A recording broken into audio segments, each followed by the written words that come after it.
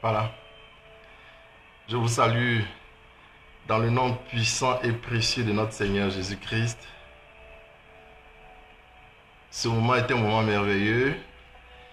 Alors, sachez que vous êtes en direct de notre émission que nous faisons à l'endroit de la Côte d'Ivoire et de la RDC, la République démocratique du Congo.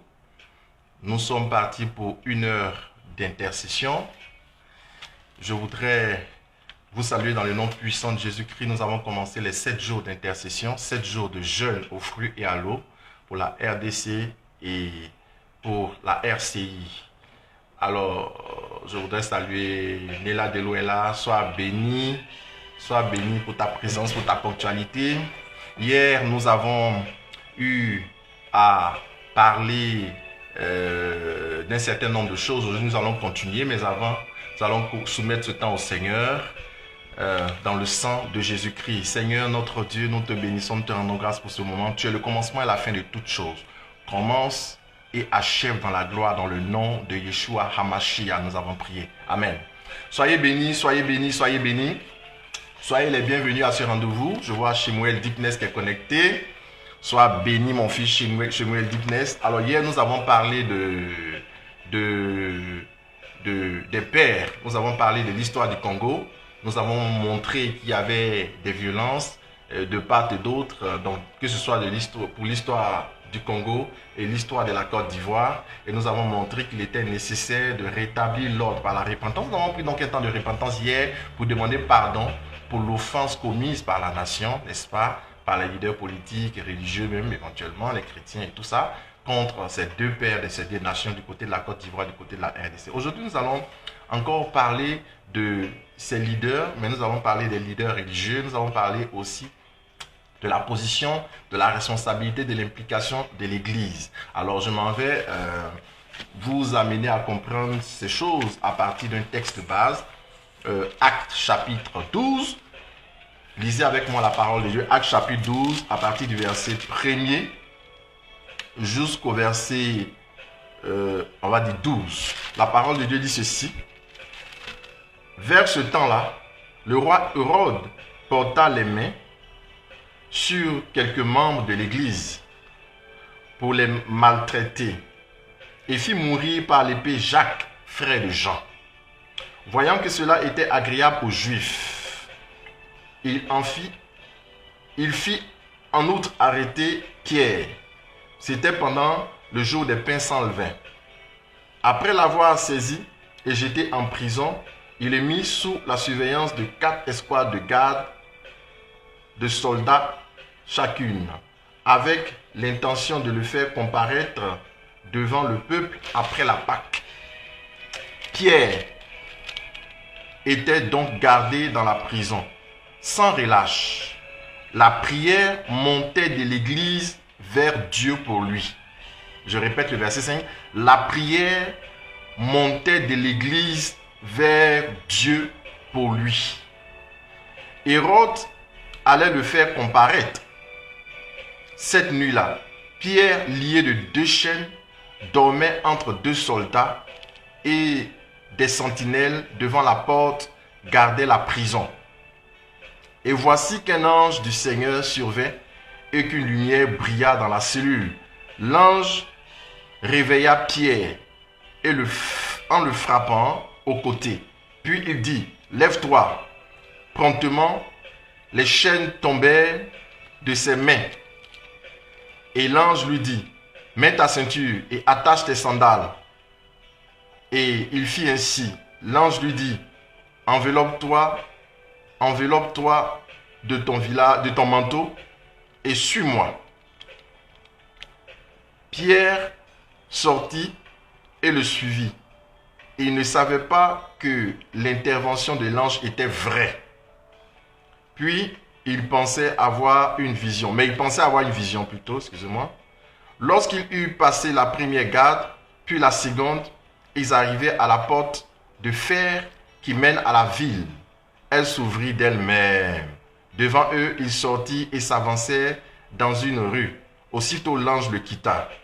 Pierre est venu à lui-même, dit, « Maintenant, je sais vraiment que le Seigneur a envoyé son ange et qui m'a délivré de la main d'Hérode et de tout ce que le peuple juif attendait. » Après réflexion, il se rendit à la maison de Marie, mère de Jean, surnommée Marc, où un certain nombre de personnes étaient réunies et priaient. Voici la parole de Dieu. Nous pouvons rendre toute la gloire à notre Seigneur Jésus-Christ. Bien-aimés dans le Seigneur, soyez bénis pour ce moment et pour ce temps de jeûne, pour ceux qui ont commencé depuis hier et qui vont aller jusqu'au bout des 7 jours. Alors, bien-aimés, nous avons parlé des leaders politiques hier, nous avons parlé des autorités, des pères. Aujourd'hui, nous parlons des leaders religieux. Vous savez que le diable, il attaque les leaders religieux. C'est important parce que ce sont eux qui sont les bergers. Ce sont eux qui sont les éclaireurs. Ce sont eux qui sont la lampe. On a vu hier. Rappelez-vous qu'une fois, David était allé en guerre contre les Philistins. Et pendant que David était allé en guerre contre les Philistins, la Bible nous dit qu'il y a une personne qui avait pris une lance qui voulait foudroyer David. Et alors, un des fils de David a tué cet homme. Et alors ils se sont réunis, ils ont pu dire à David, tu n'éteindras plus jamais la lampe d'Israël. Tu n'éteindras pas la lampe d'Israël. Pourquoi? Parce que David était la lampe d'Israël. Vous savez, les leaders sont ceux qui nous éclairent, sont ceux qui sont à la tête. Que ce soit d'une confession ou d'une autre, Dieu passe par ces personnes pour nous éclairer, en leur rendre différents. Lorsque le diable veut commencer à agir dans une nation, il va commencer par frapper ces leaders-là, d'une façon ou d'une autre. Et ici, nous parlons des chaînes ou des prisons des leaders qui les empêchent, n'est-ce pas, qui les empêchent d'agir correctement comme il se doit. Et c'est important de comprendre ça. Vous avez vu que dans l'église primitive, lorsque l'église a commencé à émerger, a commencé à se développer, il a commencé à avoir un certain nombre de représailles, de répressions qui venaient de la part d'Hérode, notamment de Rome, des pressions. Mais en fait, tout ça derrière, il y avait le diable. La première personne qu'on a commencé à tuer, c'était Étienne. Après Étienne, maintenant, on a pris Jacques.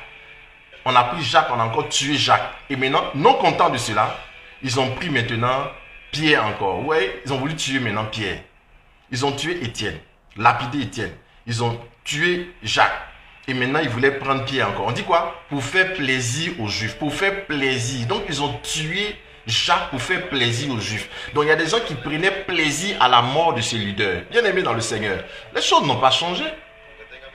Aujourd'hui, il y a des gens qui prennent plaisir à la mort des leaders. Mort sur toutes les formes spirituelles ou physiques. Des gens qui prennent plaisir. D'autres ont pris plaisir. Regardez un Pierre comme ça. Cet homme qui a commencé à faire du boulot. C'est vrai que cet homme a régné le Christ à la croix. Il a régné le Christ à la croix, c'est vrai. Il a dit, cet homme, je ne le connais pas. Il a régné le Christ. Mais plus tard, vous allez voir ce que Dieu était en train de faire avec Pierre. Un travail merveilleux. Et vous allez voir que les gens ont dit, bon, il faut le tuer aussi. Vous savez, ma position, c'est celle-ci. Je crois que Jacques a été décapité. Étienne a été lapidé, ont été tués. Et je pense, ça c'est ma position. Je pense qu'ils ont été détruits, ils ont été tués simplement parce qu'il y a eu manque d'intercession. Il y a eu manque d'intercession et de prière. Vous voyez Pierre. Si pour Pierre, autour de Pierre, l'église n'était pas réunie en train de prier, parce qu'ils n'ont pas fait pour Jacques, ils n'ont pas fait pour Étienne. Autour de Pierre, on dit l'église était réunie en train de prier. Et c'est en priant que justement, ouais, Pierre a échappé, que l'ange est allé. Qu'est-ce qui a poussé l'ange à aller casser les chaînes de Pierre en prison? C'était la prière de l'église. On dit l'église priait. On n'a pas dit les églises, on dit l'église. Le problème, c'est toujours le problème de la division. C'est de ça dont je parle. Est-ce qu'on vous a dit que c'est les catholiques qui priaient et puis Pierre est sorti? Est-ce qu'on vous a dit que c'est les évangéliques qui priaient et puis Pierre est sorti? Est-ce qu'on vous a dit que c'est les protestants méthodistes qui priaient et puis Pierre est sorti? Ou les anglicans, ou les orthodoxes? On dit l'église, le corps du Christ priait. Bien-aimés, nous ne comprenons pas ces choses. Il ne peut pas avoir une force, une puissance s'il n'y a pas l'unité. C'est de ça que nous parlons tout le temps. L'église priait pour Pierre. Mais tous ceux qui priaient, ils avaient quelle doctrine? Le problème aujourd'hui, je l'ai dit et je redis, les doctrines, les confessions, les dénominations, toutes ces choses sont divisées. Les gens ne peuvent plus se mettre ensemble pour prier. Frère, tu n'as pas besoin que l'archevêque de Kinshasa, n'est-ce pas, soit d'abord dans ton église, qu'il soit d'abord protestant avant que tu intercèdes pour lui. Tu n'as pas besoin que le bishop évangélique, le pasteur, soit de ton église d'abord avant que tu pries pour lui. Tu n'as pas besoin que l'archevêque d'Abidjan soit d'abord de ton église, qu'il soit méthodiste. Il ne sera jamais, il ne va jamais être méthodiste. Mais on dit de prier pour lui. Vous voyez, les gens étaient réunis en train de prier. S'ils ne priaient pas, Pierre allait aussi mourir. Pierre allait aussi mourir. Parce qu'on dit le lendemain, écoutez-moi, le lendemain de la fête de la Pâque, la fête des pains sans levain, de la Pâque juive, le lendemain, on devait l'exécuter. On devait le juger, l'exécuter. Combien d'hommes de Dieu ont été exécutés, ont été détruits, ont été tués par manque de prière, d'intercession, à cause de la division des chrétiens qui se battent pour revendiquer leur position, pour revendiquer leur église, pour revendiquer leur doctrine et toutes ces choses. Sur une nation, quand le diable commence à détruire, j'étais en Côte d'Ivoire, pendant les événements de la Côte d'Ivoire en 2011, après les élections de 2010-2011, quand les gens ont commencé à tirer, on attrapait les chrétiens, on tuait les chrétiens. De l'autre côté, c'était une guerre, on attaquait les gens, on rentre dans la maison des chrétiens par moment. Parce que les gens avaient commencé à détourner les choses. Beaucoup ont fait les frères. Beaucoup sont morts. Des innocents. Pourquoi? Les chrétiens n'ont pas prié. Les chrétiens ne se sont pas mis ensemble. Chacun prie dans un... C'est pas ça, hein? Dieu attend l'unité. L'unité des cœurs. Et regardez à la Pentecôte. Ils étaient tous à la chambre haute. De même cœur. Ils priaient. De même cœur pendant qu'ils priaient. La Bible dit, les langues de feu sont descendues pour le réveil. Vous savez pourquoi il n'y a pas le réveil dans nos pays? C'est parce que les gens ne sont pas unis. Ils ne veulent pas prier. Ils pensent que le réveil là, c'est son leader qui a fait ça. Non, Dieu attend l'unité pour le réveil. Oui. Donc, le problème c'est que beaucoup de leaders sont emprisonnés. Beaucoup de leaders sont emprisonnés. Sont dans des chaînes. Et vous savez, les prisons sont multiformes. Les prisons sont multiformes. Au Congo, il y a des hommes de Dieu qui sont emprisonnés. En Côte d'Ivoire aussi. Ouais. La prison, ce n'est pas seulement physique. On va le voir. Parce qu'il y a plusieurs types de prisons.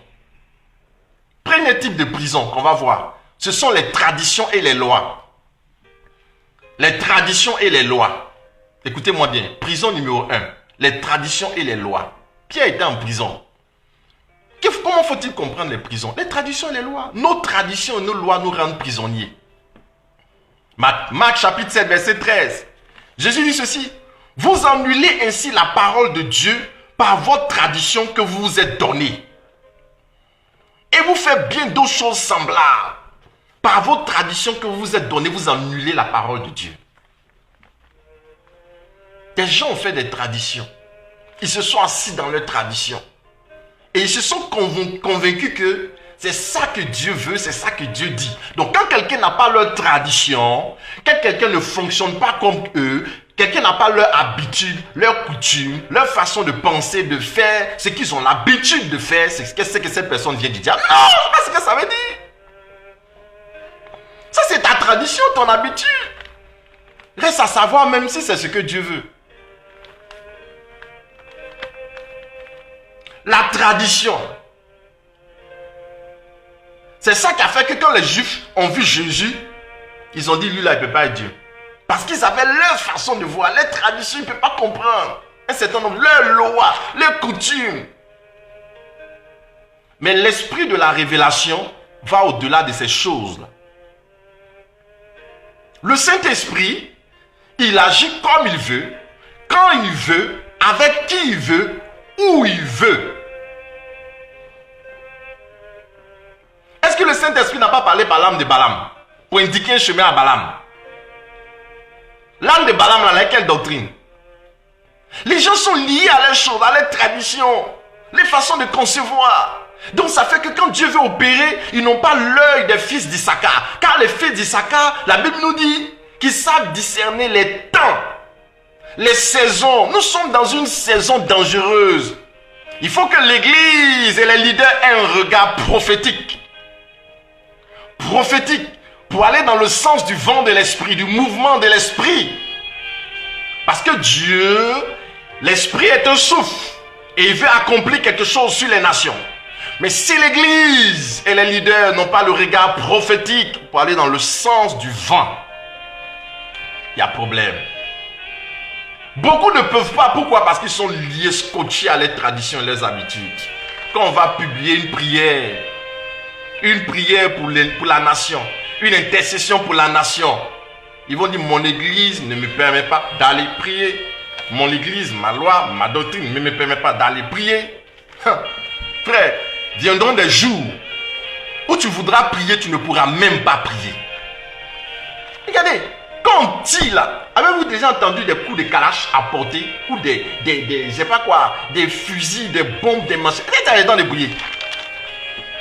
Tu as dit comment tu as prié? Bien aimé, les prisons aussi, c'est ça les lois, les traditions. Pierre était emprisonné au début. Lorsque il a eu cette vision et puis il a vu la toile et puis il a vu les quadrupèdes, les animaux impurs, il dit non, on dit tu manges, il dit il ne peut pas manger ça. C'est impur, il peut pas, Jean il ne peut pas aller prêcher au pain. Et on les appelle les brebis de la maison, les brebis perdues de la maison. Les brebis sont des animaux purs. Mais les quadrupèdes, les animaux impurs là, c'est les païens. Non, on dit va chez les païens, il dit va pas. Parce que sa tradition, sa loi dit je ne peux pas. Je ne peux pas aller là-bas. Moi je suis juif, j'ai accepté le Christ, je suis là, je ne peux pas aller chez les païens. Non. Qui t'a dit ça? Et alors, des prisons sont aussi des prisons physiques. David et Goliath. David est venu sur un champ de bataille que Goliath avait déjà maîtrisé. 1 Samuel 17. Pendant 40 jours, Goliath a insulté les fils d'Israël. Il les a insultés. Et ils étaient confinés là-bas, cachés. Ils ne pouvaient pas se déplacer. Un seul homme les maîtrisait, Goliath. Il faisait la loi. Frère, toi tu es David. Si tu ne fais pas la loi, c'est Goliath qui a fait la loi. C'est une question de loi contre loi. Mais tous ceux qui étaient là, qui étaient confinés, qui avaient peur, qui étaient retranchés, y compris le roi Saül, et tous ceux qui étaient là d'Israël, étaient là, ils avaient peur, terrés. Combien d'hommes de Dieu, combien de serviteurs de Dieu sont emprisonnés d'une certaine façon ou d'une autre? Combien de personnes sont limitées, ne peuvent pas aller parce qu'il y a souvent des lois, des décisions, des choses qui empêchent d'avancer, qui empêchent de progresser, qui empêchent le ministère d'avancer. Combien de personnes? Combien de personnes? Au Congo, en Côte d'Ivoire, ne sont pas libres. C'est notre responsabilité, frère. David, si tu ne fais pas la loi, c'est Goliath qui va faire la loi. Combien d'hommes sont dans des prisons à cause de la peur? Les prisons ne sont pas forcément physiques, mais la peur peut t'emprisonner à cause de la terreur que Goliath répandait. Des gens qui voulaient s'élever ne pouvaient pas. Tous les frères de David, là, les Shammah, Eliab, Abinadab, tous ceux-là, ils étaient là, ils ne pouvaient pas s'élever, ils avaient peur, paralysés par la peur. La peur est un sentiment mauvais qui empêche de faire ce que tu dois faire. Combien de personnes qui veulent s'élever, qui n'arrivent pas à faire, qui ont peur? Le cœur bat, on va me tuer, peut-être on va m'agresser, peut-être on va m'arrêter. Ne peut pas parler, ne peut pas prêcher, ne peut pas danser. Combien de serviteurs, combien sont à la tête des églises, des responsables ne peuvent pas, paralysés par la peur? Ils sont dans des prisons, ce sont des prisonniers, ils ont des chaînes, ils ont besoin d'être libérés. Par des intimidations de Goliath. Il y a des gens comme Étienne qui ont été martyrs. Des gens comme Étienne qui ont dit ceci. Nous on prêchera la parole. Nous on annoncera la parole. Même si ça doit être au prix de notre vie, on annoncera la parole. Et des apôtres aussi se sont levés. Ils ont dit non, on doit prêcher malgré l'emprisonnement. On doit prêcher malgré ceci. Malgré la peur que d'autres avaient, certains se sont levés. Actes chapitre 5, verset 18. La Bible nous dit que les Sanhédrins et tout ça sont venus porter les mains sur les apôtres et ils les ont jetés en prison, dans une prison publique. Au verset 25 de Actes chapitre 5, la Bible nous dit: les hommes que vous avez jetés en prison se tiennent là devant le temple et ils enseignent le peuple. Ah! Les gens qui viennent d'être emprisonnés, ils sont sortis encore, ils sont en train d'enseigner le peuple. Parce qu'ils avaient compris que la libération du peuple passait par la parole. Vous connaîtrez la vérité vous rendra libre. Ce qui rend un peuple libre, c'est la vérité, c'est la parole de Dieu. Ce qui rend le peuple libre, c'est ça, c'est la parole. Mais qui va les libérer s'il n'y a personne qui prêche? Mais qui va prêcher si tout le monde a peur? L'église a besoin de la force. Et beaucoup de leaders, des gens qui sont des prophètes, ont peur. D'autres ont peur à cause de leur âge. D'autres ont peur à cause de la réprimande. Jérémie a dit: non, je suis un enfant. Dieu dit: ne dis pas tu es un enfant. Ne dis pas que tu es un enfant. Depuis le sein de ta mère, avant même que tu sois conçu là, il t'est consacré, il t'a établi prophète pour les nations. Ne dis pas ça. Il dit: si tu trembles, je vais te faire trembler. Écoutez-moi bien. Les prisons, c'est aussi les prisons. Oui, les prisons émotionnelles. Ceux qui ont peur, paralysés par la peur, les leaders qui ont peur. C'est aussi ça, les libérer. Ils ont besoin d'être libérés de leur prison. Les prisons de la conscience. Les prisons de la conscience. Waouh! Vous savez, il y a ceux qu'on appelle les prophètes de la cour. Et puis il y a les prophètes de la classe de Michée. 2 Chroniques chapitre 18 verset 12 à 17. 2 Chroniques chapitre 18 verset 12 à 17. Ouais, je vais lire ces passages pour que vous compreniez un peu. Regardez, qu'est-ce qui se passe dans ces passages? On dit le messager qui était allé appeler Michée lui parla ainsi: voici que les prophètes sont unanimes pour dire du bien au roi. Que ta parole s'accorde avec leur parole. Tu diras du bien. Michée répondit: l'Éternel est vivant. Ce que dira mon Dieu, je l'annoncerai. Au verset 14, on dit: lorsqu'il fut arrivé auprès du roi, le roi lui dit: Michée, irons-nous au combat vers Hamath en Galade? Où dois-je m'abstenir? Il répondit: montez, vous aurez du succès et ils seront livrés entre vos mains. Que se passe-t-il? Un messager est venu voir Michée pour dire: le roi l'appelle, pour donner une orientation prophétique au roi pour la bataille. Et alors, celui qui allait chercher Michée a dit: écoute, tous les prophètes qui sont là, ils sont d'accord pour dire au roi, il n'a qu'à aller en guerre. Donc toi, il ne faut pas venir dire autre chose. Nous, on connaît ta bouche. Chaque fois qu'on dit quelque chose, c'est toi qui dis toujours le contraire. C'est toi qui viens toujours dire ainsi par l'Éternel. Nous, on est des hommes de Dieu ici.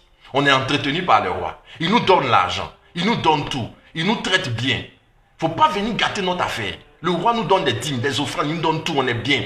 Il faut lui dire les choses qui vont lui faire plaisir. Michée, pardon, ne gâte pas notre affaire. Michée vient dire: hé, ce que Dieu me dit de dire, je le dirai. Mais alors, que va-t-il se passer? Quand Michée est arrivé, le roi lui dit: que s'est passé? Michée a changé de langage. Michée dit: allez-y, vous allez avoir le succès. Alors qu'au fond de lui, ce n'était pas ce que Dieu avait dit. Mais vu la pression des autres, vu la pression des prophètes de la cour, vu la pression du messager, et quand il était devant le roi, il a dit: ce roi-là, il n'aime pas qu'on lui dise la vérité.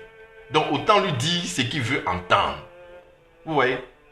Combien de rois exercent une pression sur les prophètes, sur les hommes de Dieu, de telle sorte qu'ils ne puissent pas dire ce qu'ils ont envie de dire de la part du Seigneur. Et combien de prophètes ont la bouche fermée, sont muselés, sont silencieux, ne peuvent pas parler parce qu'ils veulent se conformer à la masse des autres prophètes, des prophètes de la cour, qui ne peuvent pas dire ce que Dieu veut qu'ils disent. C'est pas se conformer. C'est pas se conformer. C'est ce que Dieu t'a envoyé faire que tu dois faire. C'est ce que Dieu t'a envoyé dire que tu dois dire. Il y a des prophètes de la cour. Ils marchent toujours dans le même sens. Ils ne veulent pas qu'on dise du mal d'eux. Jésus dit, malheur à celui dont on dit toujours du bien. Frère, si tu veux vivre pieusement, tu seras persécuté.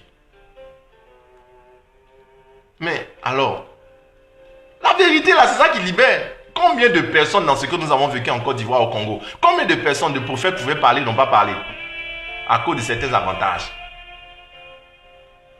Combien de leaders pouvaient parler, n'ont pas parlé? Ils voient, ils ne peuvent pas parler.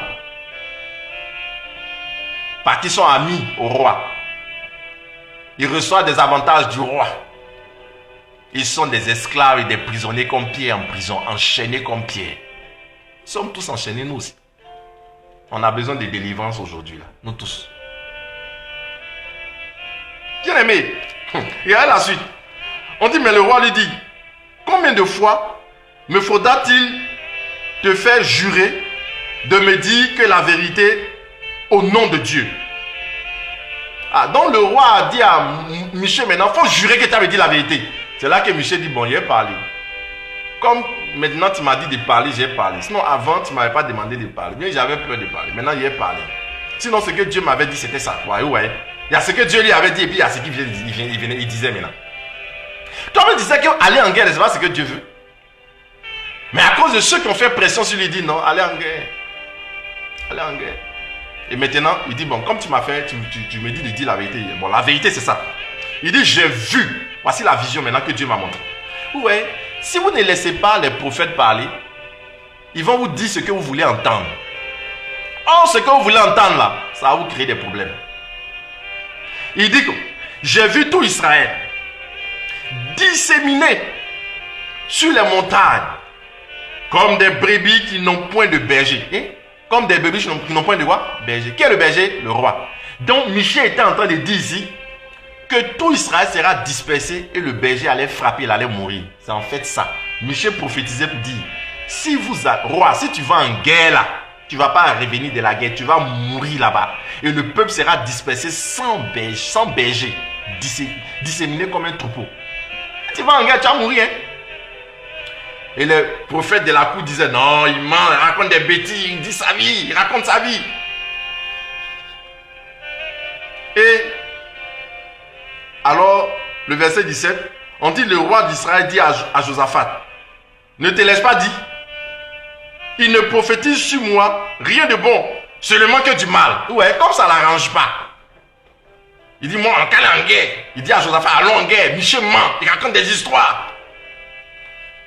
Vous comprenez? Michel dit, ah, moi j'ai parlé, hein, c'est ce que Dieu m'a dit. Si tu vas là, tu ne vas pas revenir. Je te dis la vérité, hein. Écoutez la prophétie que je donne. Je parle à des hommes spirituels. Il dit ceci. Et tu vas là, tu ne vas pas revenir, hein. Faut rester, faut pas partir, oh. Il dit, oh, lui là, Michel, il ne prophétise que du mensonge. Il dit que des mauvaises choses, un prophète de malheur, Michel. Michel dit, ok. Moi, il était petit, hein, il était parlé. Il était parlé. Et ils sont partis en guerre. Effectivement, ils sont partis, il n'est pas revenu. Maintenant, tous les prophètes de la cour, là, ceux qui disaient les choses au roi, qui disaient les choses que le roi voulait entendre, là, ils sont passés où? Parce qu'on a attrapé votre roi, là. On l'a tué. Vous êtes disséminés maintenant. Vous avez des problèmes maintenant. Vous serez fait esclaves. Ils sont où? Ils sont en exil. Vous comprenez ce qu'il dit, non? Ils sont tous en exil. Ces prophètes de la cour, là, qui n'ont pas pu dire la vérité. Ils sont tous en exil. Ils n'ont plus de territoire, ils n'ont plus de paix. Tout ce qu'ils avaient investi dans le pays, ils ne peuvent plus bénéficier de ça. Ils sont en exil. Ils n'ont pas dit la vérité. Ils n'ont pas payé le prix de dire la vérité. Ils n'ont pas fait comme Michel. Quels que soient tes avantages.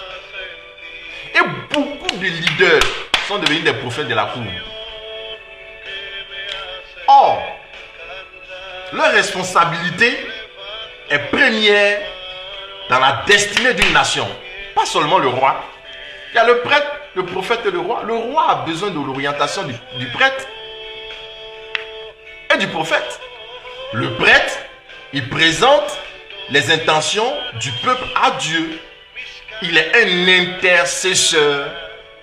Il va se mettre entre le peuple et prendre leur intention pour les céder à Dieu. Intercesseur. C'est le travail du prêtre.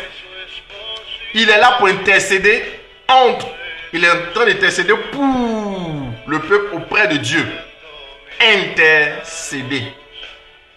Il prend le sang des animaux, il demande miséricorde. Il prie pour le peuple, il transmet. Le prophète, lui, il travaille dans un sens inverse. Lui, il travaille de Dieu au peuple. Il prend la parole de Dieu et il ramène au peuple. Le prêtre, il prend les intentions du peuple, il l'amène à Dieu dans le lieu très saint. Le prophète, il prend la parole de Dieu pour ramener au peuple.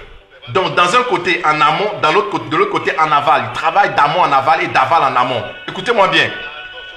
Le problème, c'est que le travail du prophète, c'est de prendre la pensée de Dieu, de donner à la nation, de donner au roi, de donner à tout cela. Mais les gens n'aiment pas entendre ça. La parole de Dieu, la vérité qui va sortir de la bouche du prophète qui vient du trône de Dieu, quand ça n'arrange pas le roi dit moi il ne veut pas. Mais il faut dire quand même. Ta responsabilité est de dire. Lui, sa responsabilité est d'observer ou de ne pas observer. S'il n'observe pas, c'est son affaire. Mais tu lui auras dit. Tu lui auras dit. Tous ceux qui sont restés là, les prophètes de la cour qui sont restés là, quand il y a eu, maintenant, ils sont venus tuer le roi. Quand ils sont venus agresser, il y avait plus de paix dans le pays. Eux-mêmes, ils se sont séchés. Va prophétiser, on va voir. C'est pas au roi que tu allais prendre les offrandes. Va prendre les offrandes, on va voir. Va encore là-bas. Il n'y a pas l'homme. Mais quand tu entends, c'est un temps de guerre là. Qui va dire, tu vas passer par où? Vous comprenez mon regard? Vous comprenez mon regard? Et beaucoup de leaders sont aujourd'hui esclaves. On essaie d'acheter leur conscience. Ils sont en prison comme Pierre. Pierre en prison, c'est pas seulement une prison physique. Il y a d'autres qui sont dans des prisons émotionnelles, d'autres des prisons de conscience. Parce qu'on achète leur conscience. C'est ce que le diable a voulu faire dans le désert. Il a dit, regarde, tous ces royaumes, les richesses et les gloires, si tu te prosternes, je te donne. Il y a des gens dont on a acheté la conscience par les promesses, par la gloire, par ces choses. Et puis il ne peut plus parler. Moi, envoie-moi tes offrandes. Donne-moi tes milliards. Offre-moi une chaîne de télévision. Offre-moi tout ce que tu veux. Donne-moi des voitures. Je vais prendre. Mais je vais te prêcher la vérité. Celui qui annonce l'évangile doit vivre de l'évangile. J'annonce l'évangile. Je dois vivre de l'évangile. C'est ce que Jésus a dit. La Bible dit dans 1 Corinthiens chapitre 9 verset 14. Celui qui annonce l'évangile doit vivre de l'évangile. Donc si tu me donnes. Celui qui enseigne la parole, n'est-ce pas, doit partager les biens de celui à qui on enseigne la parole. Partage tes biens, celui qui t'enseigne Galates 6. Donc si tu m'envoies tes biens, tu me donnes tes offrandes, tout ça, c'est normal. Mais il te prêcher la vérité. Si tu veux, il ne faut plus me donner tes offrandes. Il faut partir, mais je ne veux pas même. Dieu va me donner. C'est Dieu qui m'a appelé serviteur. C'est lui qui m'a oint. Il est capable d'envoyer les oiseaux pour m'envoyer du pain ou de la viande au torrent de Kérit. Même quand l'eau va devenir sec, il est capable de retrouver la veuve de Sarepta. Si même le mandat chez la veuve de Sarepta est arrêté, il va m'envoyer sur un cap. Si chez un cap c'est arrêté, il va m'enlever dans les hauteurs. Où est le problème? Mais pourquoi on ne peut pas dire la vérité aux gens? On ne peut pas prêcher aux gens. C'est le roi qui attend le prophète. Donne-moi une orientation, parce que le prophète, il a le droit de l'église, il oriente, et de la nation, il oriente. Mais aujourd'hui, c'est les rois qui donnent des instructions aux prophètes. Et les prophètes suivent les rois. Pourquoi? À cause de quoi? À cause de quoi? Tu es roi, mais tu dois écouter l'orientation du prophète. C'est parce que nous, on ne se respecte pas. Il faut restaurer le sacerdoce. Jean-Baptiste, à cause de ça, il me plaît bien. Il est dans le désert là-bas, il mange ses criquets, il mange son lait, sa crème fraîche. Il n'a pas de problème avec les gens. Il porte habit fait de poils de chameau. Il n'a pas votre affaire. C'est le jour où il est parti d'en parler là, pour aller manger dans la fête. Là-bas, il est mort. Tant qu'il était dans son coin, quel problème il avait? Les gens venaient beaucoup comme ça le voir. Oh, il a prêché ça. Si tu veux même, il faut fermer ton Facebook. Ferme, il a prêché. Quand il commence à prêcher sur l'unité en Côte d'Ivoire, les gens commencent à crier, oh, mais ça c'est votre affaire. Les chrétiens, là, ils doivent marcher dans l'unité. Ça c'est mon message. Ça ne plaît pas, je vais prêcher. Tu ne veux pas, il est prêché. Tu veux pas, il est... Je dis, si on vous persécute dans une vie, allez dans une autre. Je prêcherai mon message. Bien-aimés, nous avons besoin de prier pour que ces leaders-là soient libérés de leur prison. libérés de leur prison émotionnelle. Vous voyez? Il y a des prisons spirituelles. Prison physique, prison émotionnelle, prison de conscience, prison spirituelle. Prison spirituelle. Le péché. On l'a vu la dernière fois. Zacharie chapitre 3 verset 1 à 4. Le grand prêtre souverain sacrificateur, le chef de tous les prêtres. Josué était dans une tunique sale, un vêtement sale à cause du péché. Le diable était à sa droite en train de l'accuser devant Dieu. Regarde comment il a péché ton serviteur. Et il n'osait plus entrer dans les lieux très saints. Vous savez combien de serviteurs de Dieu on a empêché d'annoncer l'évangile comme ça à cause de leur péché? Mais tout le monde peut pécher. Le péché là même c'est quoi? Le péché veut dire, Dieu dit ne fais pas ça et puis la personne a fait. La personne peut se tromper, ça peut arriver. Mais c'est pas moi quand quelqu'un prêche, quelqu'un a péché, c'est fini. Oh, il a péché. Mais le péché c'est quoi? Si le péché est tellement important pour vous là, mais pourquoi Jésus est mort à la croix? Son sang là, ça sert à quoi? Ça sert à laver nos péchés, à ôter nos péchés. Est-ce que le sang là, ça se périme? Le sang de Jésus là, ça se périme. Il n'y a pas de date de péremption. Ils ont bu le vin, mais le vin qui finit pas, ils n'ont pas fini de boire. Quelqu'un a péché qui se répand, qui se relève et qui continue. Moi, j'ai dit, Simon Pierre là, nous on n'a pas fait pire que lui. Il a régné Christ à la croix. Il a dit, cet homme, je ne le connais pas. Écoutez-moi bien. Simon Pierre a régné le Christ à la croix. Il a dit, cet homme, je ne le connais pas. Mais toi et moi, on n'a pas régné le Christ. On peut seulement tomber, mais on n'a pas régné le Christ. Son péché était grave. Régner le Christ. Celui qui t'a appelé. Tu étais pêcheur de poissons, il t'a enlevé, il t'a dit, tu seras pêcheur d'hommes. Il t'a pris. Tu as marché avec lui. Il t'a fait des promesses même. Et tout ça. Maintenant, regarde, il t'a dit, tu es pierre, sur cette pierre, j'ai bâtirai mon église. Maintenant, regarde, tu t'en le régner à la croix. C'est trop grave pour le responsable de l'église, le premier responsable. Mais regardez ce que Jésus a fait. Quand Jésus est venu au lac de Tibériade, dans Jean 21, il lui a demandé, Simon Pierre, m'aimes-tu? M'aimes-tu?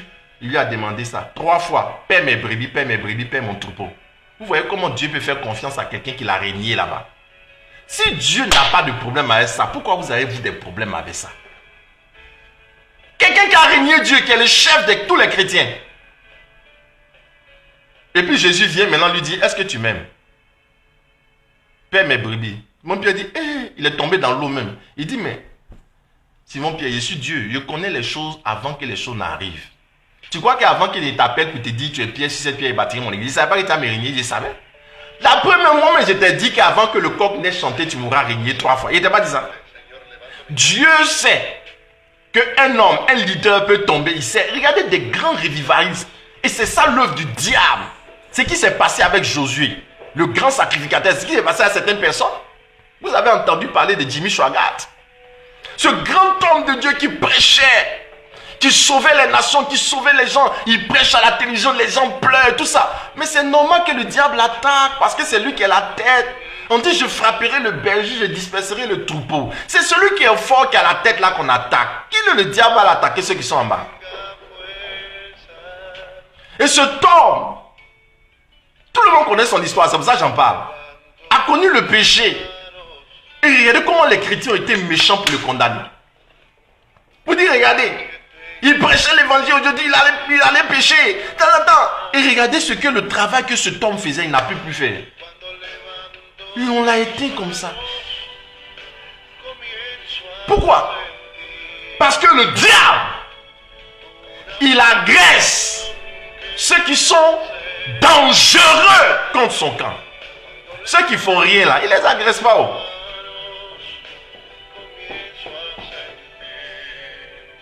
Vous avez vu? Simon Pierre est retourné à la pêche. Oh, Jésus lui a dit quoi? Jésus lui a dit quoi? Tu ne pêcheras plus de poissons, tu pêcheras les hommes. Mais dans Jean 21, il est reparti à la pêche. Donc il a pêché. Il était tout dans le péché à les apôtres. Il était reparti à son vomissement.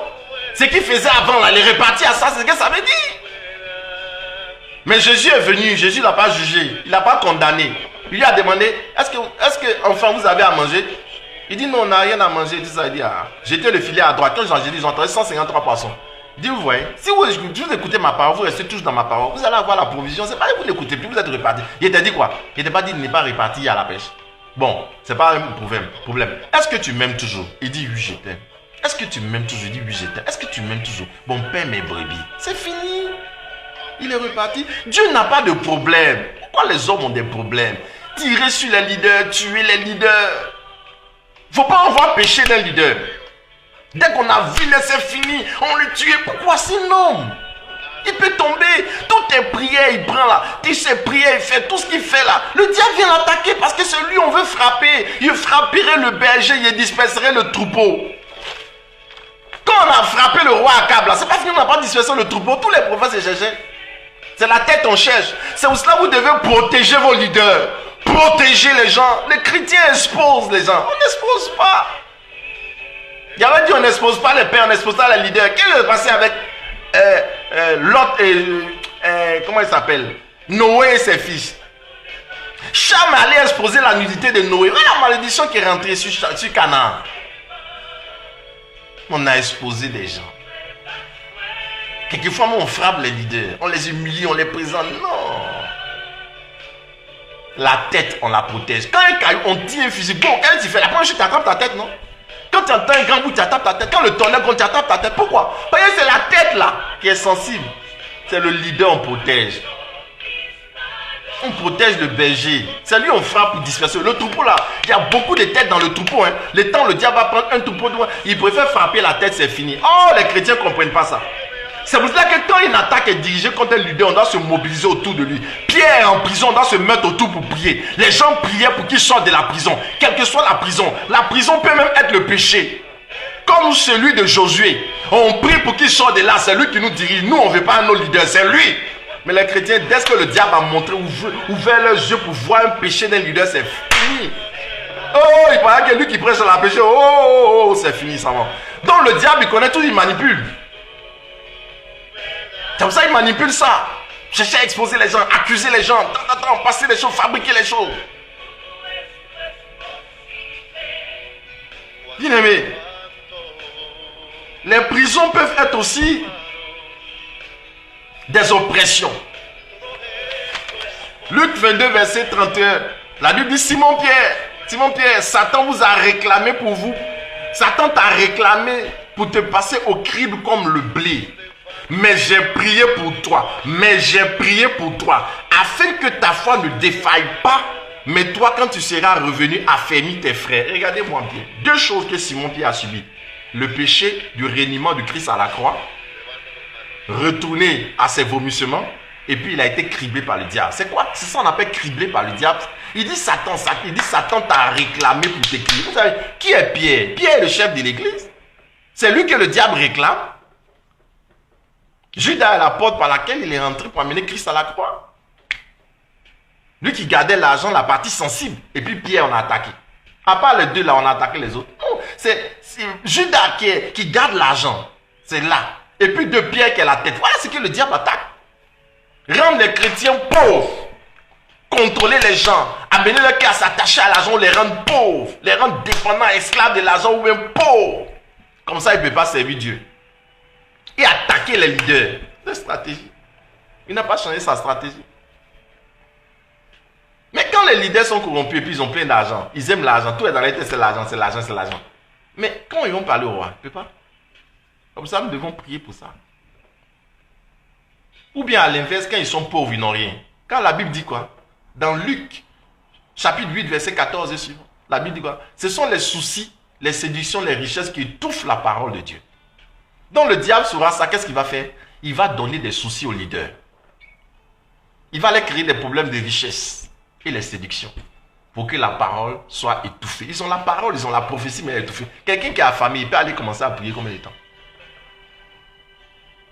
C'est pour cela qu'il faut soutenir l'œuvre de Dieu, encourager les serviteurs de Dieu, investir dans l'œuvre de Dieu. Vous savez, quand les gens sont sortis de l'Égypte net, Dieu leur a dit d'aller bâtir les tabernacles. Parce que Dieu savait que la pensée de l'homme était qu'ils aiment tellement honorer les choses mondaines. Les gens sont allés mettre tout leur or là dans le veau d'or. Regardez les choses comme ça. Ils sont allés mettre dans le veau d'or. Pour aller donner dans les tabernacles, maintenant ils sont en train de réfléchir. Pourquoi? Parce que la Bible dit dans Daniel chapitre 9, verset 27, le dévastateur fera cesser les offrandes. Regardez Actes chapitre 5, verset 5 et suivant. La Bible nous dit, Ananias et Saphira avaient décidé de donner l'argent pour soutenir l'œuvre de Dieu. Ils ont caché une partie. Et c'est là où en plein Nouveau Testament, Pierre a tué un couple. Vous dites, mais c'est vrai. Alléluia. Alléluia. Donc, lui, il attaque les finances. À la fin des temps, il va faire cesser les finances. Rendre les chrétiens pauvres. Les leaders vont manquer de tout. C'est pas pour rien que Dieu a dit, prenez les leaders, mettez à part 10% et les offrandes pour qu'ils ne manquent de rien. Ça sert de nourriture, pour qu'ils n'aient pas les soucis pour prêcher. Donc dans le pays, qu'est-ce qu'on fait? On veut appauvrir les chrétiens. Le diable a une stratégie de la fin des temps d'appauvrir les chrétiens. Pour qu'ils manquent et qu'ils réclament toujours. Comme ça, ils demandent, ils seront toujours esclaves. C'est pour ça que la prospérité est quelque chose de normal. Prospérité au service de l'évangile. Un homme a dit, il a amassé beaucoup d'argent, il dit, maintenant ton serviteur, Anam, il dit, oh, insensé aujourd'hui, ton âme te sera réclamée. Malheur à celui qui amasse pour lui-même et qui n'est pas riche pour le royaume. Tout ce que nous devons faire, c'est pour le royaume. Alors si les gens n'en ont pas, les prophètes n'en ont pas, ils ont tendance à devenir prophètes de la cour. Pour aller réclamer seulement, ils pensent que leur objectif c'est d'avoir l'argent, d'avoir des voitures, des maisons, conduire de grandes églises et orienter le peuple, ils ne peuvent plus. Vous voyez? C'est pour ça que nous devons prier pour eux. Il dit Satan t'a réclamé, il t'a réclamé pour te cribler, il t'a réclamé pour te cribler. Mais j'ai prié pour toi. Afin que ta foi ne défaille point. J'ai prié pour toi afin que ta foi ne défaille point. Ça veut dire quoi? Que le diable avait les criblés, mais alors qu'il sera venu affermir tes frères. C'est pour cela que vous savez, l'expérience du reniement de Christ, ou bien toute forme de vie, de brisement pour un serviteur de Dieu, peut être une école pour lui, pour qu'il soit fort pour les autres. Je préfère un général qui est allé en guerre, qui a pris des balles, qui est fort, qui peut expliquer aux gens comment on fait la guerre, quelqu'un qui a eu ses diplômes là-bas, qui n'a... Donc on a besoin de ça. Et puis, il est important que les chaînes tombent. Mais quelles sont ces chaînes-là aussi? La Bible dit, Luc chapitre 8, verset 14, les soucis, les richesses, les plaisirs étouffent la parole de Dieu. Donc fais en sorte qu'ils soient à l'abri. Et c'est important dans ces temps. L'intervention divine maintenant se situe à quel niveau? Je vais conclure. On dit pendant que l'église priait, l'ange est entré dans la cellule pour aller casser les chaînes. Toutes ces chaînes qui se trouvent sur les serviteurs de Dieu, sur les leaders là. Toutes ces chaînes, c'est par la prière de l'église. L'église, quand l'église a commencé à prier, l'ange va se mettre en mouvement. Rappelons-nous dans Daniel chapitre 12. Dans Daniel chapitre 12, vous allez voir que pendant... Daniel chapitre 10, pardon. Dans Daniel chapitre 10, verset 12 à 14. Daniel chapitre 10, verset 12 à 14. Pendant que Daniel priait, qu'il a pris 21 jours de jeûne, c'est-à-dire 7 fois 3. C'est pour ça qu'on a pris 7 jours de jeûne. Alors, l'ange Gabriel est venu pour apporter les révélations. L'ange Michael est venu pour combattre. Pourquoi? Parce que les promesses de Dieu qui doivent se réaliser, les révélations de Dieu qui doivent se réaliser concernant la nation, descendent par l'ange Gabriel. Mais il ne descendait pas à cause des anges perses et des anges grecs, les anges persans qui venaient combattre, qui venaient combattre Gabriel. Alors la prière de Daniel fortifiait l'ange qui descendait, mais aussi Michel qui est venu avec son épée combattre et délivrer Gabriel de tous ces démons qui le combattaient pour que le parchemin se réalise. C'est important de comprendre l'intercession de l'église. Il y a des personnes qui doivent se mettre à la brèche pour que les prophéties concernant ces deux nations se réalisent. Il y a des personnes qui doivent se mettre à la brèche pour que les anges de la révélation descendent. Il y a des personnes qui doivent se mettre à la brèche pour que Gabriel, Michel descendent pour la délivrance des nations. RDCR et RCI. Il faut donc des intercesseurs, des personnes comme l'église priait. L'église priait pour que l'ange descende. On dit qu'ils priaient dehors. Ils étaient en train de prier dehors pendant que Pierre était enchaîné. Frère, les leaders sont enchaînés, mais la responsabilité, c'est les chrétiens. En priant, les anges vont se déployer sur le Congo. Les anges vont se déployer sur la Côte d'Ivoire pour aller libérer les leaders qui sont en prison physique, en prison émotionnelle, en prison par rapport à leur conscience, en prison par rapport au spirituel, en prison du péché, en prison des oppressions. C'est nous qui devons prier pour ça. Église, je ne parle pas d'une dénomination, quelle que soit ta dénomination et ta doctrine. Nous devons fléchir chez nous pour prier. Nous devons être un pour prier. C'est un mandat ecclésial. 2 Chroniques chapitre 7 verset 14 à 15 dit: mon peuple sur qui est invoqué mon nom. Dans l'église il dit mon peuple. Ici il ne s'agit pas de doctrine, il dit mon peuple. Mon peuple. Il parle du corps du Christ. Mon peuple, le peuple de Dieu. Il en a fait un seul peuple, une seule nation. L'église. Ceux qui est invoqué mon nom, s'il s'humilie, prie, cherche ma face, revient de ses mauvais penchants, revient de ses mauvaises voies, m'invoque, je l'écouterai des cieux, je répondrai et je guérirai son pays. Je guérirai son pays. La guérison de la nation RDC et RCI dépend de nous. Ça dépend de nous. Alors, nous allons entrer dans un temps d'intercession, prier. Qui va prier avec moi pour que Dieu intervienne en brisant les chaînes des leaders. Les leaders qui sont enchaînés. C'est eux qui doivent prier pour que les anges descendent. C'est eux qui doivent conduire le peuple. C'est pas eux. Lui couche sur la tête d'Aaron, ça mouille le bas du vêtement. Le bord du vêtement. Lui, il mouille sur la tête. Descend sur la tête, sur la barbe d'Aaron d'abord. Et maintenant qu'il est doux pour les frères de demeurer ensemble, c'est comme l'huile qui descend. Quand les gens sont unis, ça envoie l'huile sur la tête. Qu'il est bon, qu'il est doux pour des frères de demeurer ensemble. C'est comme une huile qui descend sur la tête et mouille la barbe d'Aaron. La tête d'Aaron. Aaron, c'est la tête, c'est-à-dire les chefs des communautés chrétiennes. Les têtes là, l'huile manque sur les têtes parce que le corps n'est pas uni pour prier. Si le corps est uni pour prier, l'église est unie pour prier, vous allez voir, Dieu va faire descendre l'huile. L'onction. Donc nous allons prier aujourd'hui. Nous allons prier. Tout à l'heure, nous avons fait la prière des repentants du jour, mais je voudrais qu'on élève la voix pour prier. Pour prier, pour briser les chaînes. Nous allons briser les chaînes de la peur. Nous allons briser les chaînes de la peur, les chaînes émotionnelles.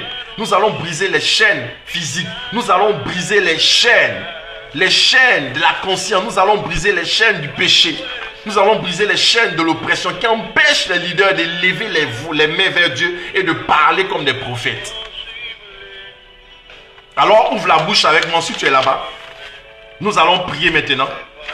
C'est le temps de l'intercession. Nous allons prier pour que les chaînes tombent. Prions pour que les traditions, les lois, les barrières qui font que les chrétiens n'arrivent pas à aller les uns vers les autres, qui font que les gens sont limités là et n'arrivent pas à se déplacer, que ces barrières-là tombent, ces lois-là tombent pour que l'esprit seul opère dans l'église. Car ce qu'il veut pour nous, c'est l'esprit de Dieu, que l'esprit conduise son église et ses leaders. Prions. Seigneur, nous voulons te prier pour que l'Esprit de Dieu saisisse les leaders en RDC et en Côte d'Ivoire. Saint-Esprit, Seigneur, nous te réclamons ta présence, Seigneur. Que ton esprit, Seigneur, conduise les églises, Seigneur. Les églises catholiques, les églises évangéliques, les églises méthodistes, baptistes, les églises pentecôtistes, les églises, Seigneur, orthodoxes, anglicanes, toutes ces églises, tous ceux qui sont au service de Dieu, que les leaders soient investis de la puissance de Dieu, de la révélation, de l'esprit de révélation pour conduire le peuple. Seigneur, nous prions que la tradition, les lois ne prennent pas le dessus, mais que leur esprit soit l'esprit de Dieu, qu'il soit l'esprit supérieur de Daniel. Nous prions, Seigneur, que leur soit donné le regard des fils d'Issachar pour qu'ils soient sensibles à la voix de Dieu, pour qu'ils soient sensibles à la lecture des temps et des circonstances dans le nom de Jésus de Nazareth. Bien-aimés, nous allons maintenant prier pour que les prisons physiques cèdent. Certainement qu'il y en a qui sont encore emprisonnés physiquement, emprisonnés d'une certaine manière ou d'une autre. Prions pour que ces prisons, les chaînes des prisons physiques soient brisées. Que ceux qui sont détenus soient libérés éventuellement.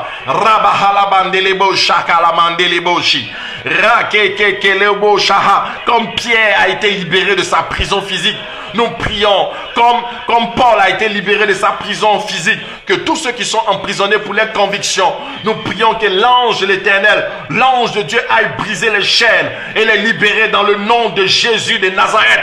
Nous prions au nom nom puissant de Jésus-Christ, que l'ange se déplace, non pas en son, mais en réalité, pour les libérer dans le nom puissant de Jésus-Christ de Nazareth. Nous allons prier pour les prisons émotionnelles. Nous allons prier pour dire ceci, que la peur qui habite les cœurs des leaders, parte de leur cœur. Prions le Seigneur pour que Dieu donne un esprit de force, pas un esprit de timidité. Nous prions, Seigneur, pour la RDC, pour tous les leaders de la RDC, pour tous les leaders de la Côte d'Ivoire, les leaders religieux, les leaders spirituels. Nous prions que tu leur donnes un esprit de force, un zèle à annoncer ta parole. Rakelebo, Shahabadelebo. Seigneur, suscite des Pierres, nouvelle formule. Suscite des Étienne, suscite des Jacques, suscite des personnes comme Paul, des gens qui ont le zèle à annoncer la parole, des prophètes comme Michel. Rakelebo, nous en avons besoin, Seigneur, sur la Côte d'Ivoire et sur le Congo, dans le nom puissant de Jésus-Christ de Nazareth, Yeshua HaMashiach. Nous allons prier pour les prier pour la libération des consciences, pour ceux qui sont prisonniers dans leur conscience. Que le Saint-Esprit qui convainc aille les convaincre et les libérer. Que c'est Dieu qui donne la provision, que c'est Dieu qui protège, c'est Dieu qui donne la force. Prions le Seigneur. Nous prions, Seigneur, que les hommes soient libres dans leur conscience, les serviteurs soient libres dans leur conscience. Libère-les, Seigneur, de l'emprise. Libère-les, Seigneur, sur le Congo. Libère-les sur la Côte d'Ivoire. Libère leur conscience, qu'ils soient libres de proclamer la parole. Affranchis-les, libère-les, libère-nous, libère-nous, libère-nous. Au nom puissant de Jésus-Christ de Nazareth, nous prions. Alléluia. Seigneur, nous voulons demander ta miséricorde pour tous ceux qui sont les leaders, qui étaient des hommes de feu, de puissance, que le péché a arrêtés, qui se sont arrêtés, qui ne peuvent plus continuer de prêcher l'évangile parce qu'ils sont accusés par le diable. Nous prions que le sang de l'agneau aille déprogrammer leur conscience qui les accuse, les lave et leur donne de se relever pour annoncer la parole parce qu'ils sont des sacrificateurs. Prions le Seigneur. Seigneur, envoie ton sang, répands ton sang précieux dans la conscience de ceux qui ont voulu abandonner, ceux comme Pierre, qui ont voulu renoncer au Christ, ceux, à cause des accusations, des condamnations, des crimes du diable, ont voulu abandonner. Nous prions, Seigneur, que ton esprit de feu les ranime. Envoie le feu pour ranimer les braises qui sont en train de s'éteindre. Envoie le feu, Seigneur, dans leur vie, afin qu'ils puissent être encouragés, qu'ils se lèvent. Père, nous chassons l'esprit de condamnation. Nous chassons l'esprit de condamnation. Nous chassons l'esprit de culpabilité. Si quelqu'un m'entend, alors que tu étais en train de t'arrêter à cause du péché, je parle à ton esprit. Écoute-moi bien. Lève-toi et annonce ta parole. Dieu te veut pour les nations. Rabandelebo shahabeke, lemo kale nebo sha. Nous prions pour toutes ces personnes que le diable est en train de cribler, ces puissants serviteurs de Dieu, ces généraux que le diable est en train d'arrêter. Nous ordonnons que le décret de Dieu soit de donner la foudre contre l'ennemi qui s'est élevé contre eux, qui veut paralyser les eux. Père, au nom de Jésus, nous nous élevons par le feu, et nous proclamons dans le nom de Jésus, Seigneur, que tu relèves une catégorie de serviteurs de Dieu, remplis de zèle, Seigneur, délivrés de la conscience de culpabilité sur le Congo et la Côte d'Ivoire pour annoncer la parole à Hérode, pour parler à Hérode. Ramandelebo, shakelebo, sa, lekelobo, sa. C'est le monde de l'obo shika. Mandelebo kihelebo shalabada. Oh, merci Jésus. Nous réclamons le sang précieux. Seigneur, aie pitié, aie miséricorde. Oui, Seigneur, nous avons péché. Nous, Seigneur, la classe des sacrificateurs, nous les hommes de Dieu, nous avons même péché, Seigneur. Oui, regarde notre péché. Nous avons été corrompus, nous avons corrompu notre conscience, nous n'avons pas pu dire ce que nous devons dire, faire ce que nous devons faire. Aie pitié de nous, Seigneur. Aie pitié de la nation. Tes prophètes se sont refroidis. Ils n'ont pas eu le zèle de Michée. Ils n'ont pas eu le zèle de Paul. Ils ont fui comme Élie devant Jézabel. Seigneur, donne-nous la force et miséricorde. Que ton sang soit sur nous. Libro namba lebosha. Kele kanamande sha. Lekehele bande. Lekehele bande. Prends pitié de nous, Seigneur. Prends pitié de nous. Alors, nous allons faire la prière du jour. la prière de repentance. Nous allons faire la prière de repentance. Vous répétez après moi. Nous avons péché. Nous avons commis des fautes. Nous avons été méchants et rebelles. Nous nous sommes détournés de tes commandements et de tes ordonnances. Nous n'avons pas écouté tes serviteurs, les prophètes, qui ont parlé en ton nom à nos rois, à nos princes, à nos pères et à tout le peuple du pays. À toi, Seigneur, la justice et à nous la honte. Comme en ce jour, aux hommes de l'Église du Congo et de la Côte d'Ivoire,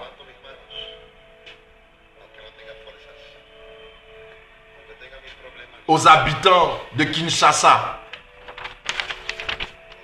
et d'Abidjan,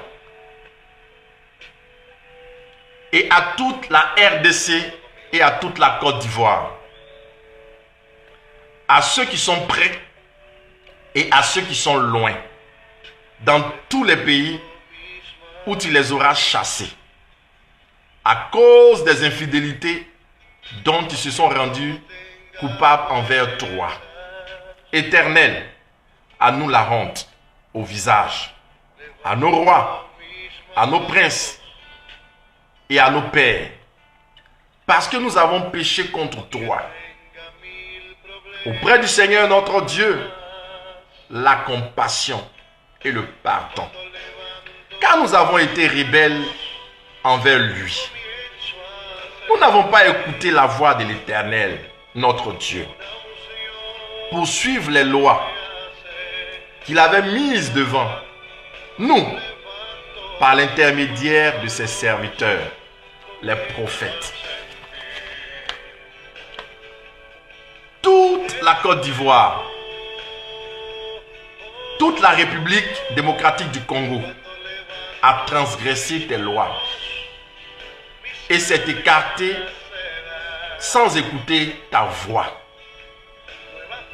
Alors se sont répandues sur nous les imprécations et les serments qui sont écrits dans la loi de Moïse, serviteur de Dieu, parce que nous avons péché contre Dieu.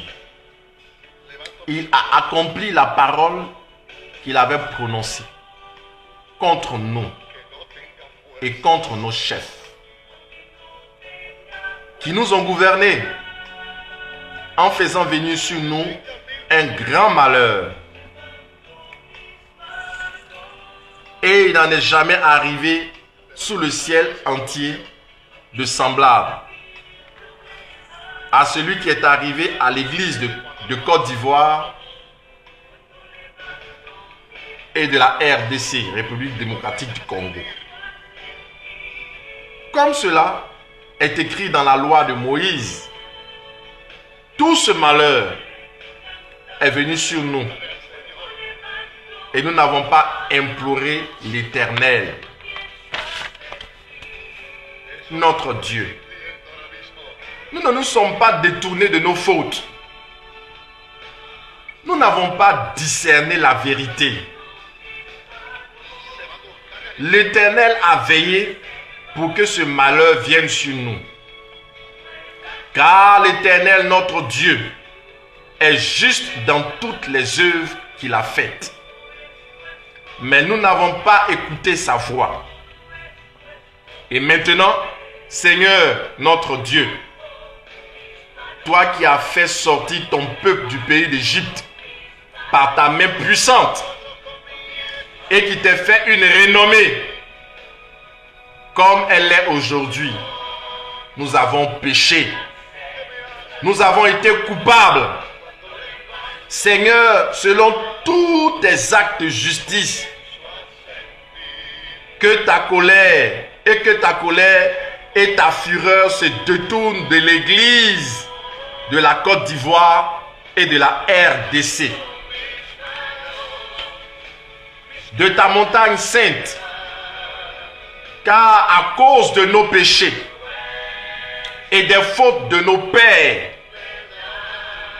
l'Église du Congo et de la Côte d'Ivoire, ton peuple, les chrétiens du Congo et de la Côte d'Ivoire sont dans le déshonneur.